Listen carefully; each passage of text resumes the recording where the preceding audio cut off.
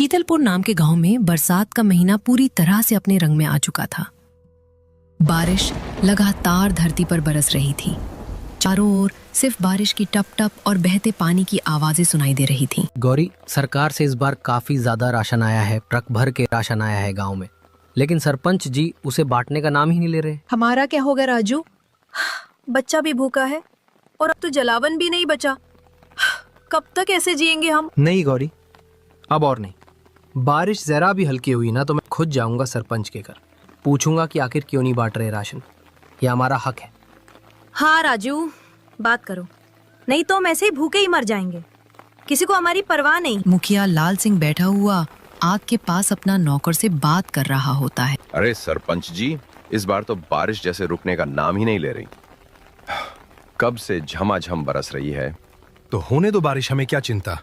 हमारे घर में तो राशन भरा पड़ा है, इतना भरा है कि अगले 3 महीने भी निकल जाएं तो कोई फर्क नहीं पड़ेगा। वो तो है सरपंच जी, सरकार से जो राशन आया था वो तो पहाड़ जैसा ढेर था, मगर आपने तो आधा भी नहीं बांटा गांव वालों को।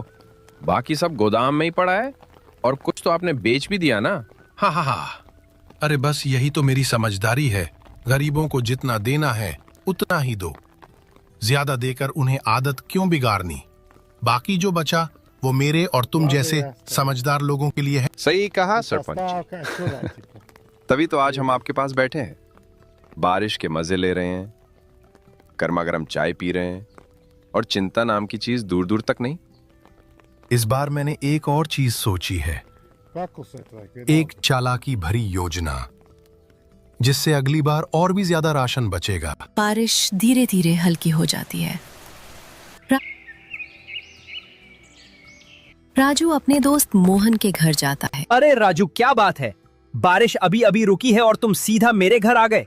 मोहन भैया, आपको तो पता ही है, पिछले कई दिनों से लगातार बारिश हो रही थी। अब हालत ऐसी हो गई है कि घर में राशन का एक दाना तक नहीं बचा। बच्चे भूख से रोते रोते सो जाते हैं। हाँ राजू, बात तो बिल्कुल सही कह रहे हो। हमारे घर का हाल भी कुछ अलग नहीं है। कल तो बस बचा खुचा आटा किसी तरह से पकाया था, अब तो चूल्हा जलाने का भी कुछ नहीं बचा। अब और इंतजार नहीं कर सकता भैया, बारिश रुक गई है, रास्ते भी थोड़ा साफ हो गए हैं। चलिए सीधा मुखिया जी के घर चलते हैं, उनसे पूछते हैं कि राशन का क्या हुआ, कब तक हम भूखे बैठेंगे। तुम्हारे बात में दम है राजू। राशन तो बहुत पहले आ गया था मगर उन्होंने बांटा नहीं। अब समय आ गया है कि हम अपने हक की आवाज उठाएं। सही कहा भैया, अब खामोश बैठने का वक्त नहीं, गांव के और भी लोगों को साथ लेते हैं। सब चलेंगे मुखिया जी के घर, पूछेंगे कि गरीबों का हक आखिर कब मिलेगा। राजू और मोहन दोनों सरपंच जी के घर जाते हैं। अरे राजू, मोहन, तुम दोनों आज अचानक मेरे घर पर कैसे आ गए? सब ठीक तो है? मुखिया जी, अब छुपाने का वक्त नहीं है, हम सीधे सवाल करने आए हैं। जो सरकार की तरफ से राशन आया है, आप उसे बांट क्यों नहीं रहे? हाँ मुखिया जी, अब तो बारिश भी रुक चुकी है, रास्ते भी साफ हो गए हैं, अब बहाना बनाने की कोई वजह नहीं बची। गांव के लोग भूखे बैठे हैं और आप राशन दबाकर क्यों रखे हुए हैं? राशन? कैसा राशन? अभी तक तो कोई राशन आया ही नहीं है। सरकार की तरफ से साफ कह दिया गया है कि जब तक बारिश पूरी तरह से खत्म नहीं हो जाती तब तक राशन नहीं भेजा जाएगा। मुखिया जी, झूठ मत बोलिए, हमें सब पता है। ट्रक आया था, गोदाम में माल रखा गया था, कुछ लोगों को चुपचाप बांटा भी गया और कुछ बेच भी दिया गया। अरे भाई, मैं तुमसे झूठ बोलकर क्या हासिल करूंगा? अगर सच में राशन आया होता तो मैं क्यों छुपाता? सरकार ने कहा है कि बारिश पूरी तरह रुकने के बाद ही अगली खेप भेजी जाएगी। मुखिया उन दोनों की एक नहीं सुनता और दोनों को घर से निकाल देता है। राजू, क्या हुआ? मुखिया जी ने राशन दिया या फिर खाली हाथ लौटा दिए? नहीं गौरी, मुखिया जी ने साफ मना कर दिया, बोले सरकार की तरफ से अभी तक कोई राशन आया ही नहीं है। क्या ये कैसे हो सकता है? सरकार तो हर महीने की शुरुआत में ही राशन बेच देती है। मुझे भी यही लग रहा है गौरी। सच कहूं तो मुझे लगता है मुखिया जी झूठ बोल रहे हैं। लेकिन क्यों राजू, हमने उनका क्या बिगाड़ा है? हम तो वैसे ही दिन भर मेहनत करते हैं, 2 वक्त की रोटी के लिए तरसते हैं। पता नहीं गौरी, शायद गरीबों के हिस्से में अब भूख, तकलीफ और आंसू ही रह गए हैं। जब तक वोट चाहिए होता है तब तक सब दरवाजे पर आते हैं। तभी राजू के घर पर सेठ जी आते हैं। पैसे वसूल करने के लिए। अरे राजू, तूने जो कर्जा लिया था पिछले साल वो अभी तक चुकाया नहीं है। अब तक कितना वक्त हो गया। मेरी भी कोई लिमिट है या नहीं? सेठ जी, माफ कीजिए, इस बार मेरे पास सच में कुछ नहीं बचा। बारिश ने खेत बर्बाद कर दिए, फसल बर्बाद हो गई, घर में एक दाना तक नहीं है, बच्चों के लिए भी कुछ नहीं। मुझे तेरे भूखे पेट से क्या लेना देना? मैं तेरा पेट भराने नहीं, अपना पैसा वसूलने आया हूं। और तुझे तो पता है, कागज पे साफ लिखा है, अगर रकम समय पे नहीं चुकाई गई तो मकान जब्त किया जाएगा। सेठ जी, इस घर के सिवा मेरे पास कुछ नहीं है। मुखिया जी ने भी राशन देने से मना कर दिया है, और अब आप अगर ये छत भी छीन लोगे तो मैं अपने बीवी बच्चों को लेकर कहाँ जाऊंगा? कहीं भी जा, मुझे क्या फर्क पड़ता है। जंगल में जा, नदी किनारे जा, किसी पुल के नीचे सो। जब मेरी रकम नहीं दे सकता तो इस घर में रहने का हक भी खो दिया है तूने। सेठ जी, इंसानियत नाम की भी कोई चीज होती है क्या? गरीबी इतनी बड़ी सजा है कि रहने को छत भी ना बचे। सेठ गौरी और राजू को दोनों को घर से बाहर निकाल देता है। राजू, इतनी तेज बारिश में अब हम कहाँ जाएंगे? घर भी छिन गया, बच्चों का क्या होगा? मुझे तो कुछ समझ में नहीं आ रहा। तुम घबराओ मत गौरी, मैंने सोचा है, मेरा बचपन का दोस्त है मोहन, उसके घर चलेंगे। वो भले इंसान है, हमारी मदद जरूर करेगा। जब सबने मुंह मोड़ा तब भी वो हमारे साथ खड़ा था। मैं जानता हूँ वो हमें यूं बारिश में नहीं छोड़ दे। हाँ, सच कह रहे हो ना राजू? वो हमें अपने घर में रख लेगा ना? मैं बच्चों को लेकर बहुत डर रही हूँ, कहीं ये बारिश हमें बहा कर ना ले जाए। जब तक मैं जिंदा हूँ तुम्हें और बच्चों को कुछ नहीं होने दूंगा। चलो, देर मत करो, हर पल बारिश और तेज होती जा रही है। अगर अब नहीं निकले तो रास्ता और खतरनाक हो जाएगा। राजू और गौरी दोनों मोहन के घर पहुंचते हैं उसे मदद मांगने के लिए। मोहन, ओ मोहन, जाकर देखो ना। लेकिन सुनो, इतनी बारिश में कोई आया है तो जरूर कोई मुसीबत में होगा। अरे राधिका, और कौन होगा? मेरा दोस्त राजू ही होगा। बेचारा पहले ही बहुत परेशान चल रहा था। तो सुन लो जी, मैं साफ कह रही हूँ, उस फटीचर की कोई मदद मत करना। वो हर वक्त रोता रहता है, बस दुख और मुसीबत की पोटली लेकर आता है। लेकिन राधिका, वो आज सच में मुसीबत में होगा। घर से निकाल दिया गया है, बच्चे साथ में हैं, ऊपर से इतनी बारिश। कम से कम एक रात की शरण तो दे सकते हैं। और हमारा क्या? हमारे पास खुद खाने को कुछ नहीं है। इस बार तो मुखिया जी ने हमें भी राशन नहीं दिया। तुम्हें लगता है कि हम किसी और का बोझ उठा सकते हैं? राधिका, वो मेरा बचपन का दोस्त है। जब मैं बीमार पड़ा था तो वही सबसे पहले दौड़कर आया था। आज जब उसे जरूरत है तो क्या हम... सुनो, आज मैं किसी बहस के मूड में नहीं हूँ। तुम साफ साफ मना कर देना कि हमारे पास न जगह है न खाना, वो कहीं और चला जाए। फर्मली, ठीक है? मोहन अपने घर के बाहर आता है। अरे भाई मोहन, मैं बहुत परेशान हूँ। घर से निकाल दिया गया है, ऊपर से बारिश। क्या तुम मुझे अपने घर में कुछ दिन के लिए पनाह दे सकते हो? राजू भाई, माफ करना, मेरे घर में सच में बिल्कुल भी जगह नहीं है। राधिका की मायके वाले यहाँ रहने आए हुए हैं, हर कोना भरा पड़ा है। ये क्या कह रहा है मोहन? मैंने तेरा हर बुरे वक्त में साथ दिया है। तू जब बीमार पड़ा था मैं दिन रात तेरे साथ रहा, तेरे लिए दवा लाया, खाना बनाया। आज जब मुझे जरूरत है तू मुंह मोड़ रहा है। राजू, तू जो कह रहा है वो बिल्कुल सच है और मुझे इसका अफसोस भी है। लेकिन सच ये भी है कि मेरे हाथ में कुछ नहीं है इस वक्त। घर छोटा है, मेहमान पहले से ही हैं, सोने की जगह है न बैठने की। अगर मेरे बस में होता तो मैं तुझे जरूर रखता। मतलब अब मेरे लिए कोई जगह नहीं बची, ना दुनिया में ना अपनों के दिल में। राजू, मैं तेरा दर्द समझता हूँ, लेकिन इस हालात में मैं कुछ नहीं कर सकता। बारिश तेज होती जा रही है, तू कहीं और कोशिश कर, शायद कोई और मदद कर दे। इतना बोलकर मोहन अपने घर चला जाता है और राजू जंगल की ओर आ जाता है। जंगल में जाते ही राजू को कुछ समझ नहीं आता। बारिश तेज होती रहती है। है ऊपर वाला, अब तो तू ही कुछ मदद कर सकता है। बारिश तेज होती जा रही है और मेरे बच्चे बीमार होकर मर जाएगी, तू ही हमारी कुछ मदद कर। तभी उसे पेड़ में से एक आवाज आती है। राजू सोनू, हैरान मत हो, मैं कोई साधारण पेड़ नहीं हूँ, मैं एक इच्छाधारी पेड़ हूँ। मुझे वरदान प्राप्त है कि मैं सोच सकता हूँ, बोल सकता हूँ और जरूरतमंदों की मदद कर सकता हूँ। इच्छाधारी पेड़? ऐसा मैंने केवल कहानियों में सुना था, मगर आप सच में बोल रहे हैं?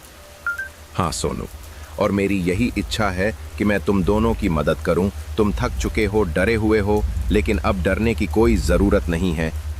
तो क्या हम सच में आपके अंदर रह सकते हैं? शांत बिल्कुल राजू, मैं तुम्हें अपने अंदर एक ऐसी जगह दूंगा जहां तुम आराम से सुरक्षित रह सकोगे, बाहर की दुनिया से छिपकर, आराम से।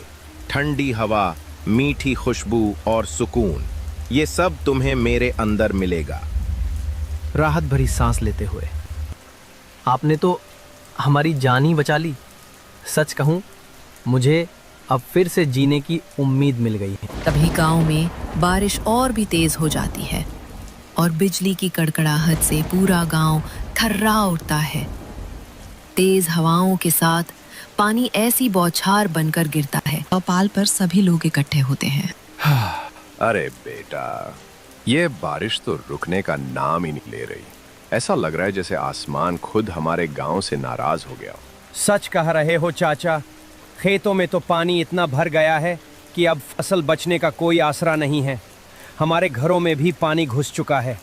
अगर यूं ही बारिश चलती रही तो हम सबका सब कुछ बर्बाद हो जाएगा। बिल्कुल, और मैं तो कहता हूँ कि अब हमें गांव में नहीं रहना चाहिए। ये जगह अब रहने लायक नहीं रही। क्या कह रहे हो चाचा? अगर हम गांव नहीं रहेंगे तो फिर कहाँ जाएंगे? हमारा तो सब कुछ यहीं है, घर, जमीन, मंदिर, लोग। देखो मोहन, बात समझने की कोशिश करो। इस समय हमारी जान की कीमत सबसे ज्यादा है। खेत, घर सब बाद में देखा जाएगा। अगर हम जिंदा रहे तो दोबारा मेहनत करके सब बना लेंगे, लेकिन अगर यहीं फंसे रह गए तो कुछ नहीं बचेगा। चाचा ठीक कह रहे हैं। मैंने अभी अभी स्कूल की बिल्डिंग देखी है, छत गिर चुकी है, दीवारों में दरारें आ गई हैं, राशन की दुकान में पानी भर गया है और वैसे भी मुखिया जी अब कुछ बांट नहीं रहे। उन्होंने साफ मना कर दिया कि अब जो बचा है वो सिर्फ खास लोगों को मिलेगा। मुखिया जी को तो शर्म आनी चाहिए। जब जरूरत थी तब वो कहाँ है? बच्चों को दूध तक नहीं मिल रहा और वो आराम से अपने घर में बंद हैं। इसलिए तो कह रहा हूं बेटा, हमें अब कोई और रास्ता ढूंढना होगा। मेरा मानना है कि अगर हम जंगल की ओर चले जाएं तो वहां कुछ ऊंची जमीन मिल जाएगी। वहां कम से कम बारिश का पानी नहीं भरेगा और पेड़ों की छांव भी होगी। कुछ दिन वहीं रहेंगे, जब बारिश थमेगी तो वापस लौट आएंगे। सभी गांव वाले जंगल की ओर जाने लगते हैं। जंगल में जाते ही उन्हें राजू का पेड़ वाला घर दिखता है। सभी उसे देखकर हैरान हो जाते हैं। सभी राजू बाहर आता है। अरे चाचा जी, मोहन, आप इस घने जंगल में और इस छोटे से पेड़ के नीचे क्या करने आवे? इतनी बारिश में यहाँ तक पहुँचना आसान नहीं था। सब खैरियत तो है ना? राजू बेटा, हमें माफ कर देना, पर गांव जैसे तबाही की चपेट में आ गया है। बारिश थमने का नाम नहीं ले रही। किसी की छत उड़ गई, किसी का घर बह गया। हमारे पास अब ना कोई रास्ता बचा, ना कोई सहारा। बस यही सोचकर तुम्हारे पास चले आए कि शायद तुम इस पेड़ के नीचे हमें थोड़ी सी जगह दे दो। अरे चाचा जी, आप तो मेरे बड़े हैं। मेरी जगह पे आपका हक सबसे पहले है। मैं आपको जगह क्यों नहीं दूंगा? ये पेड़, ये छाँव, ये झोपड़ी, सब कुछ आपका ही तो है। आइए, अंदर आइए। जब तक मेरा दम है आप सब इस पेड़ के नीचे महफूज रहेंगे। राजू बेटा, तेरा बहुत बहुत धन्यवाद। तेरी ये झोपड़ी आज हमारे लिए किसी मंदिर से कम नहीं है। यहाँ सब कुछ है, छत है, दीवार है, बरसात से बचाव है। बस एक ही कमी है, खाने को कुछ भी नहीं है। सरपंच जी, कृपया समझने की कोशिश कीजिए। ये पूरा गांव खाली हो चुका है। हर दिशा से पानी गांव की ओर बढ़ रहा है। अब सिर्फ आप ही बचे हैं जो अभी तक यहाँ रुके हुए हैं। लेकिन क्यों खाली करूं मैं? मेरा घर अभी भी ठीक ठाक खड़ा है, कोई दरार नहीं, कोई नुकसान नहीं। गांव वालों के पास पक्के मकान नहीं थे, इसलिए वो डर कर भाग गए। लेकिन मेरे पास सब कुछ है, मजबूत दीवारें, भरा हुआ राशन और छत जो अब तक टिकी हुई है। मुखिया जी, बात सिर्फ दीवारों की नहीं है, ये प्राकृतिक आपदा है। बारिश रुकने का नाम नहीं ले रही, नदियां उफान पर हैं। अगर बाढ़ गांव में घुस आई या आपकी छत गिर गई तो उसका जिम्मेदार कौन होगा? शायद तुम ठीक कह रहे हो। कभी कभी इंसान अपने घर की दीवारों पर इतना भरोसा कर लेता है कि ऊपर वाले की चेतावनी भी उसे सुनाई नहीं देती।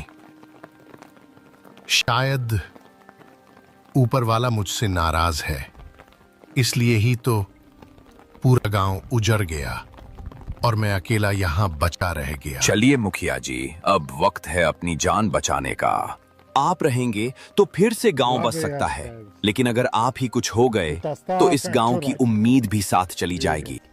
ठीक है बेटा, चलो छोड़ देता हूं मैं भी इस गांव को, लेकिन वादा करो जब बारिश रुकेगी, जब सूरज फिर से निकलेगा तो हम मिलकर इस गांव को फिर से बसाएंगे। एक एक ईंट जोड़कर एक एक सपना फिर से सजाएंगे। मुखिया सारा राशन बैलगाड़ी में रखकर जंगल की ओर चला जाता है। उसे वहां पर राजू चाचा जी और मोहन सब मोहन चाचा जी, मैं आपका बहुत बड़ा गुनहगार हूँ। जो कुछ भी हुआ उसके लिए मुझे माफ कर दीजिए। बेटा, हमें तुमसे कोई शिकायत नहीं है। ये जंगल सबका है, तुम भी हमारे जैसे इंसान हो। यहाँ रहने का तुम्हें भी पूरा हक है। चाचा जी, हम सब भूखे हैं, यहाँ खाने को कुछ नहीं है। बच्चे 3 दिन से एक दाना तक नहीं खा पाए। खाने की चिंता अब तुम मत करो राजू। देखो, मैं ये बैलगाड़ी में ढेर सारा राशन भरकर लाया हूँ। चावल, दाल, आटा, नमक, जो भी चाहिए सब है। इतना सारा राशन लेकिन कैसे? सरकार से राशन आया था, लेकिन मैं तुमसे वो बात छुपा गया। मुझे डर था कि तुम वापस आ जाओगे तो सब बदल जाएगा, लेकिन अब मुझे अपनी गलती का एहसास हो गया है। हम मुखिया जी, आपने इतना बड़ा धोखा किया, फिर भी मैं आपको दोष नहीं देता। शायद मेरी ही कोई कमी रही होगी। नहीं राजू, ऐसा मत कहो। तुमने आज मेरी आंखें खोल दी हैं। अब ये जमीन सिर्फ मेरी नहीं, सबकी है। हम तुम्हें जरूर जगह देंगे। जब गांव के सभी लोग उस एक ठोकर खाए हुए इंसान को अकेला छोड़ देते हैं और वो मजबूरी में पेड़ पर रहने लगता है,